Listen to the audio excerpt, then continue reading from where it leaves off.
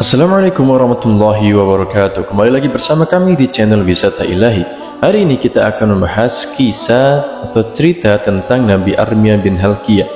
Dia adalah keturunan dari Bani Lawi bin Ya'qub.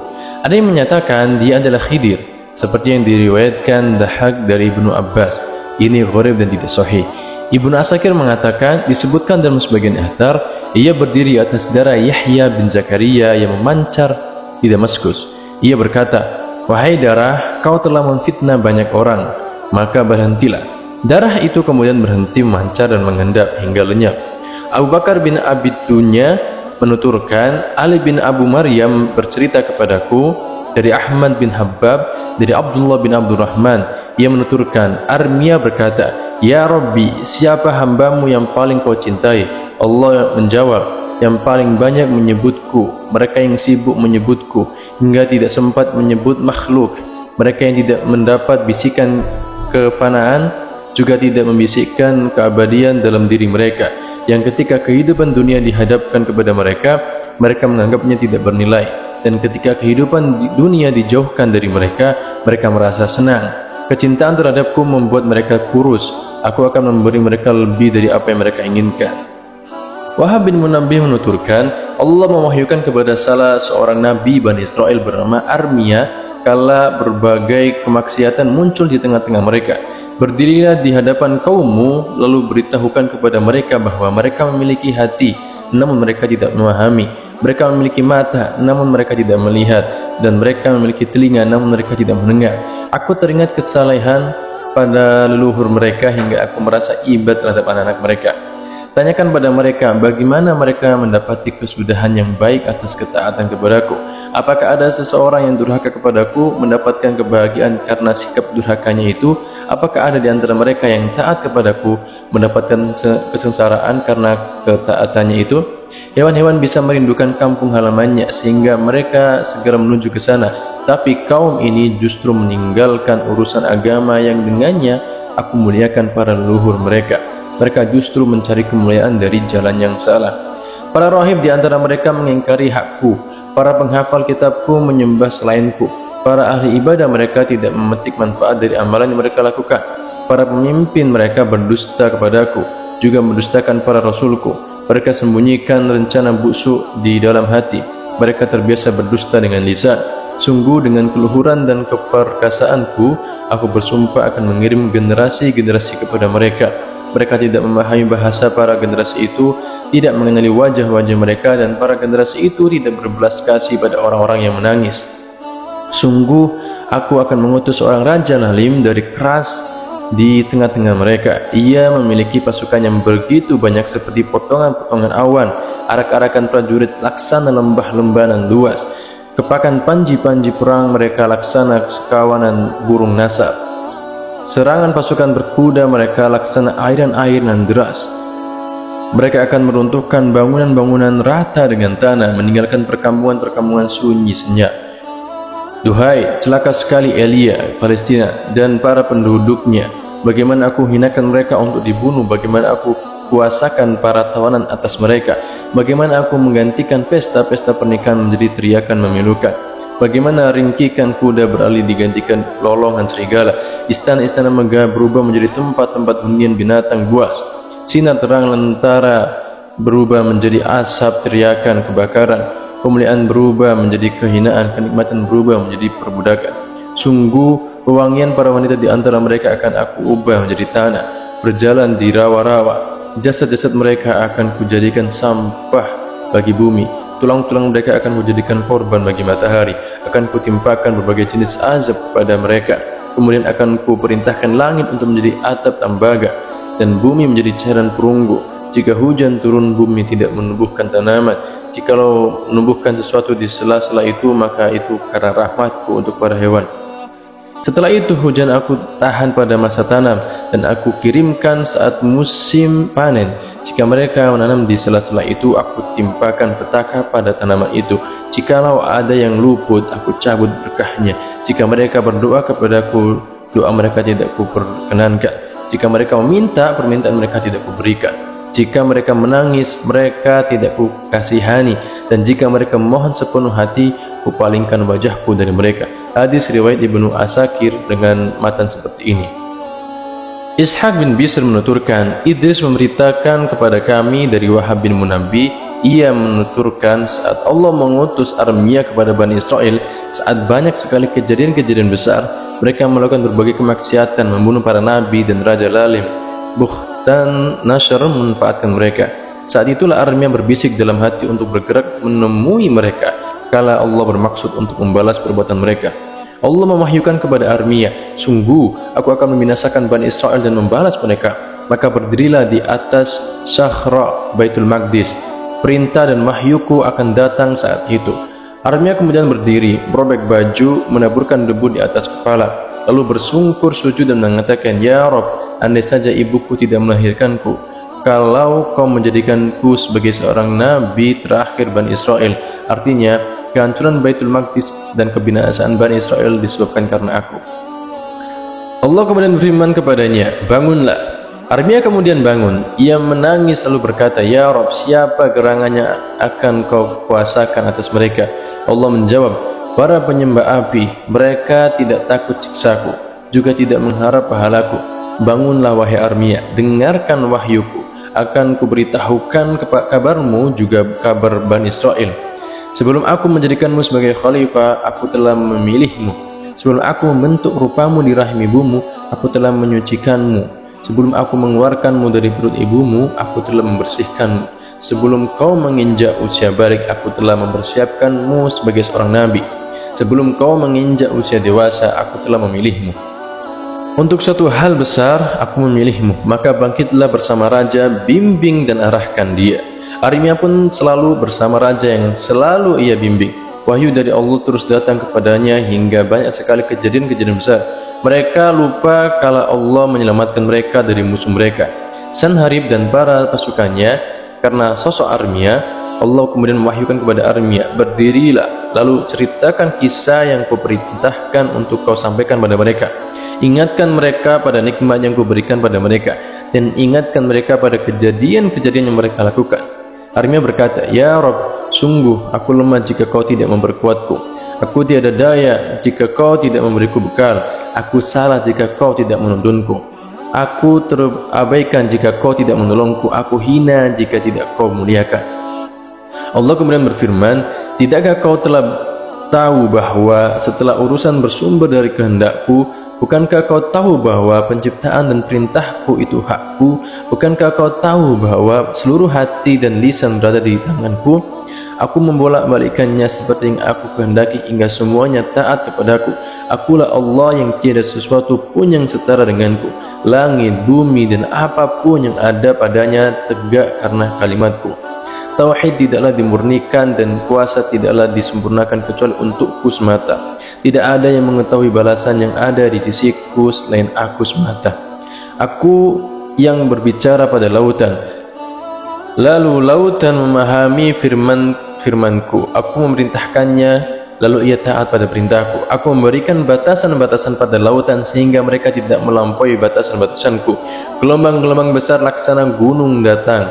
Kemudian setelah semuanya sampai pada batasan yang kubuat, aku buat gelombang-gelombang itu tunduk padaku karena takut dan mengakui perintahku. Sungguh, aku selalu bersamamu, tidak akan ada sesuatu pun yang membahayakanmu bersamaku. Sungguh, aku mengutusmu pada sekelompok manusia besar di antara makhlukku. Kau akan menyampaikan risalah-risalahku kepada mereka, sehingga karenanya kau layak mendapatkan pahala siapapun yang mengikutimu, tanpa dikurangi sedikit pun dari pahala-pahala mereka. Pergilah ke kaummu, berdirilah di tengah-tengah mereka, dan katakan pada mereka, sungguh, Allah mengingatkan kalian kepada kesolehan para leluhur kalian. Karena itu Allah memberi kalian kesempatan hidup, wahai anak-anak para nabi. Tanyakan pada mereka bagaimana mereka mendapati kesudahan yang baik atas ketaatan kepadaku. Apakah ada seseorang yang durhaka kepadaku mendapatkan kebahagiaan karena sikap durhakanya itu? Apakah ada di antara mereka yang taat kepadaku mendapatkan kesengsaraan karena ketaatannya itu? Hewan-hewan saat teringat kampung halamannya, mereka segera menuju ke sana, tapi kaum ini justru merumput di padang kebinasaan. Mereka meninggalkan urusan agama yang dengannya aku muliakan para leluhur mereka. Mereka justru mencari kemuliaan dari jalan yang salah.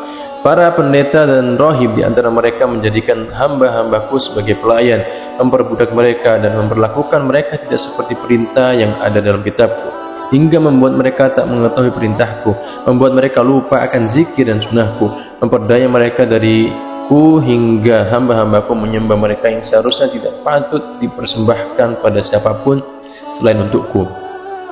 Mereka menuruti para pendeta dan rahib itu dalam kemaksiatan terhadapku. Adapun para raja dan pemimpin, mereka bersikap angkuh terhadap nikmatku. Mereka merasa aman terhadap rencanaku. Dunia telah memperdaya mereka hingga mereka membuang kitabku, melupakan petunjukku. Mereka mengubah kitabku, memperlemah rasul-rasulku dengan lancang dan membuatku marah. Maha suci keluhuranku, tingginya kedudukanku dan agungnya derajatku. Patutkah aku memiliki sekutu dan kerajaanku? Patutkah manusia ditaati dalam kemaksiatan terhadapku? Patutkah aku menciptakan hamba-hamba untuk kujadikan Tuhan-Tuhan selainku? Patutkah aku mengizinkan seseorang untuk menyembah sesamanya, padahal ibadah yang patut untukku? Sementara para penghafal kitabku dan orang-orang yang mengerti hukumku, mereka mempelajari apa yang mereka inginkan saja.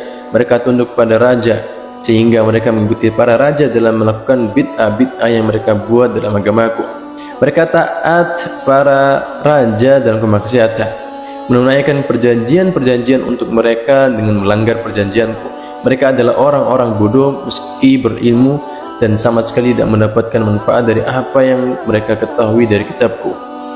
Adapun anak-anak para nabi, mereka tertindas dan terfitnah, hanyut bersama yang lain, mengharapkan pertolongan seperti yang pernah kuberikan kepada para leluhur mereka yang dengannya aku muliakan mereka. Mereka mengira tak seorang pun layak mendapat pertolongan selain mereka tanpa bukti dan tanpa berpikir.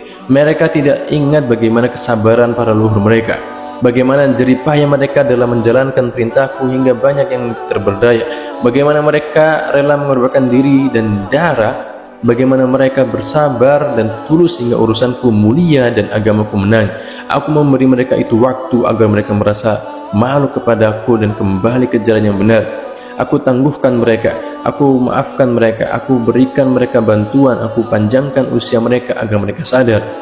Selama itu kuturunkan hujan untuk mereka, kutumbuhkan tanaman-tanaman untuk mereka, aku limpahkan keselamatan pada mereka, aku menangkan mereka di atas musuh. Namun semua itu justru semakin membuat mereka semena-mena jauh dariku. Sampai kapankah semua itu akan terjadi? Apakah mereka memperolok dan menghasutku, memperdayaku, atau mereka lancang terhadapku? Sungguh aku bersumpah dengan kemuliaanku, aku akan menimpakan fitnah kepada mereka, fitnah yang membuat orang sabar bimbang, pendapat orang yang memiliki pandangan dan hikmat sesat. Selanjutnya aku akan menguasakan seseorang penguasa kejam dan semena-mena terhadap mereka. Aku berikan dia wibawa, aku cabut rasa belas kasihan dari hatinya. Aku bersumpah ia akan diikuti banyak sekali pengikut laksana malam yang gelap. Ia memiliki pasukan yang begitu banyak seperti potongan-potongan awan, arak-arakan prajurit laksana lembah-lembah nan luas, kepakan panji-panji perang mereka laksana sekawanan burung nasar. Serangan pasukan berkuda laksana aliran air nan deras. Mereka akan meruntuhkan bangunan-bangunan rata dengan tanah, meninggalkan perkampungan-perkampungan sunyi dan senyap. Mereka menyebarkan keonaran di bumi, membinasakan apapun yang mereka kuasai.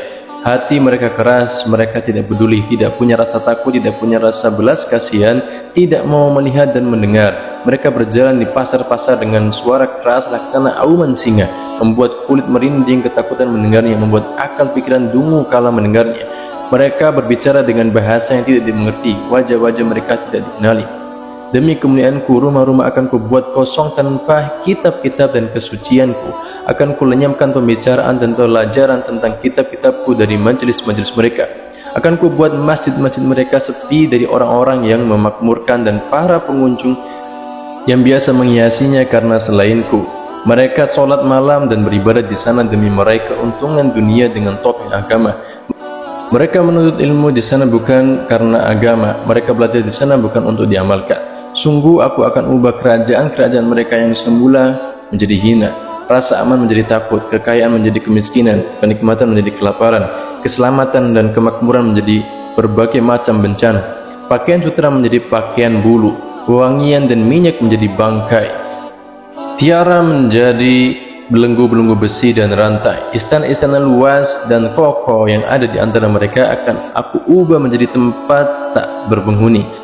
Nah, Ka'ab meneruskan, saat Bani Israel mendengar risalah Rabb yang disampaikan kepada Armia, setelah mereka mendengar ancaman siksaan yang ada dalam risalah ini, mereka mendurhakainya, mendustakannya dan menuduhnya yang bukan-bukan. Mereka berkata, kau telah berdusta, kau berbohong besar terhadap Allah, lalu kau mengatakan bahwa Allah akan melenyapkan kitabnya, ibadah dan tauhid dari bumi dan masjid-masjidnya. Lalu siapa gerangan yang akan beribadah kepadanya jika di bumi tidak ada lagi seorang ahli ibadah pun, tidak ada masjid ataupun kitab? Sungguh kau telah berbohong besar kepada Allah dan kau terkena penyakit gila. Mereka kemudian menangkap, mengikat dan memenjarakan Armia. Saat itulah Allah mengirim Bukhtanasar. Ia datang bersama pasukannya hingga tiba di negeri mereka. Bukhtanasar kemudian mengepung mereka sehingga terjadilah seperti yang difirmankan Allah. Lalu mereka merajalela di kampung-kampung. Ka'ab meneruskan, karena pengepungan berlangsung lama, mereka akhirnya tunduk pada putusan Bukhtanasar. Mereka membuka pintu-pintu gerbang, lalu pasukan Bukhtanasar memenuhi sudut-sudut jalan. Itulah firman-Nya, lalu mereka merajalela di kampung-kampung. Bukhtanasar memberlakukan hukum jahiliyah kepada mereka, menyiksa mereka layaknya siksaan orang-orang zalim. Bukhtanasar membunuh sepertiga di antara mereka, sepertiga lainnya ditawan, dan sepertiga sisanya dibiarkan karena mereka sakit dan tua renta. Mereka kemudian diinjak-injak kuda, Baitul Maqdis diruntuhkan, anak-anak digiring, para wanita ditempatkan di pasar-pasar, para prajurit di antara mereka dibunuh, benteng-benteng dirobohkan, masjid-masjid diruntuhkan, kitab Taurat dibakar. Bukhtanasar kemudian menanyakan Daniel yang pernah menuliskan surat untuknya. Mereka kemudian menemukan Daniel sudah terbunuh. Keluarga Daniel kemudian mengirim surat kepada Bukhtanasar. Di antara mereka ada Daniel bin Hizkil yang bungsu, Michael dan Israel yang bungsu. Lalu Bukhtanasar melakukan surat itu kepada mereka. Daniel bin Hizkil adalah pengganti Daniel yang sulung. Bukhtanasar memasuki Baitul Maqdis bersama pasukannya, menjajah Syam secara keseluruhan, membantai seluruh Bani Israel hingga tak tersisa. Seusai menjalankan aksinya, ia pulang dengan membawa harta benda yang ada di Syam, serta menggiring para tawanan. Jumlah tawanan yang berasal dari anak-anak para pendeta dan para raja yang mereka bawa mencapai 90.000 orang. Gereja-gereja yang ada di Baitul Maqdis dilempari kotoran. Babi-babi disembelih di dalamnya. Di antaranya terdapat 7.000 tawanan dari keluarga Dawud. 11.000 di antaranya adalah keturunan Yusuf bin Ya'qub dan saudaranya Binyamin. 8.000 yang lain dari keturunan Aisyah bin Ya'qub. 14.000 dari keturunan Zabalun dan Naftail, anak-anak Yakub. 14.000 dari keturunan Dan bin Ya'qub. 8.000 dari keturunan Yastakhar bin Ya'qub. 2.000 dari keturunan Zaikun bin Ya'qub. 4.000 dari keturunan Rubail dan Lawi. 12.000 lainnya kaum Bani Israel biasa.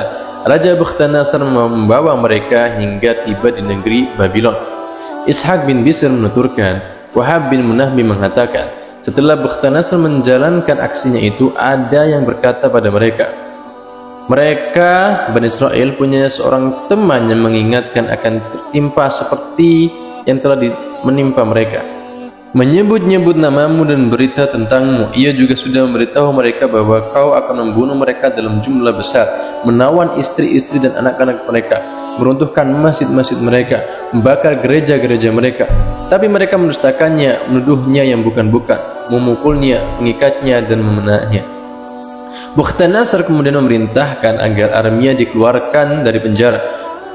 Bukhtanasar lalu bertanya kepada Armia, apa benar kau sudah mengingatkan mereka akan tertimpa kejadian seperti itu?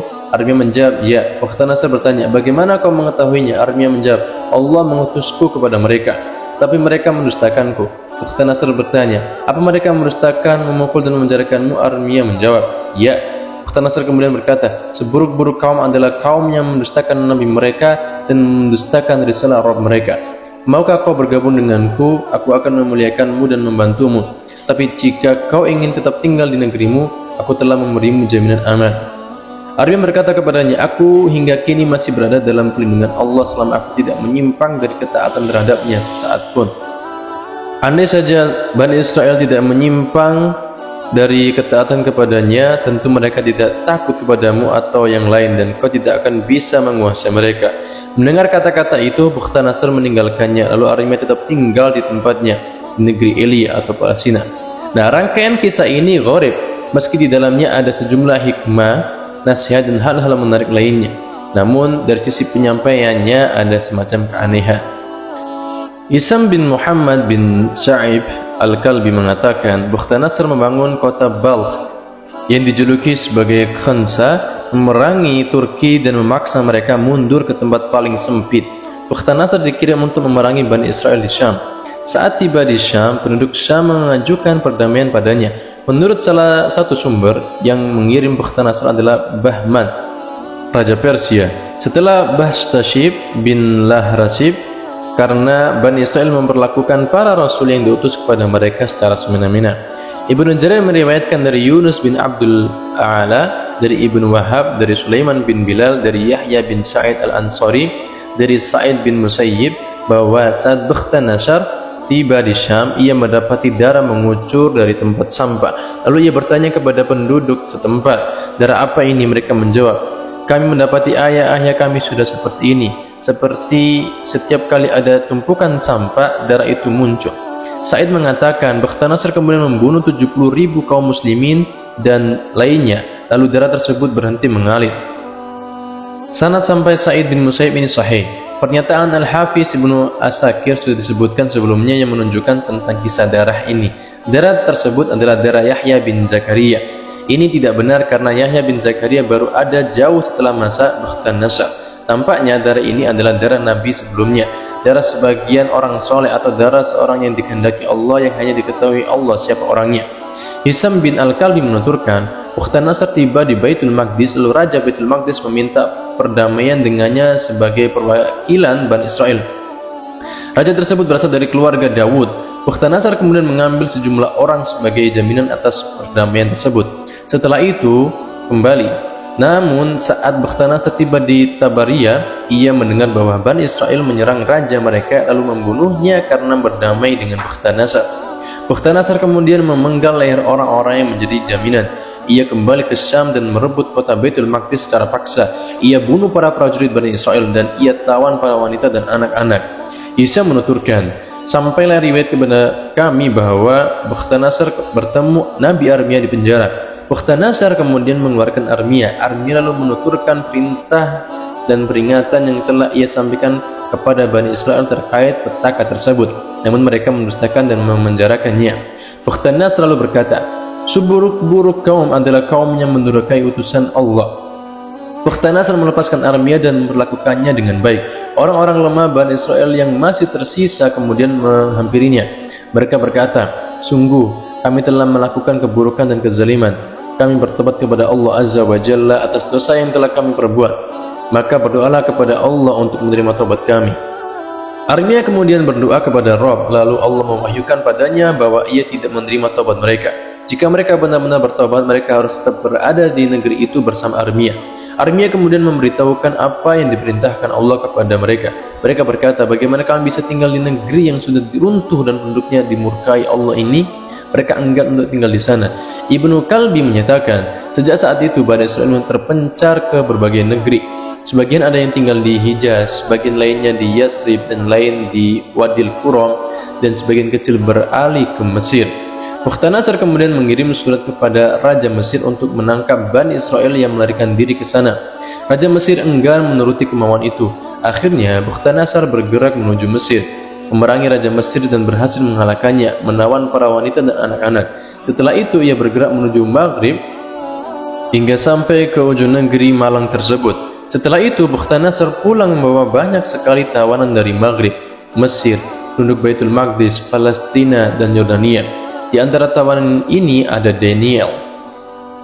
Ibnu Katsir menyampaikan, nampaknya Daniel yang dimaksud adalah Daniel bin Hiskil yang bungsu, bukan yang sulung, seperti yang disampaikan Wahab bin Munabbih. Allahu a'lam. Nah, itu adalah kisah tentang Nabi Armia dan Raja Bukhtanasar yang sangat luar biasa. Semoga kita bisa mengambil hikmah dan manfaat dari kisah dari Nabi Armia dan Raja Bakhtan Nasar. Sekian dari kami, wassalamualaikum warahmatullahi wabarakatuh.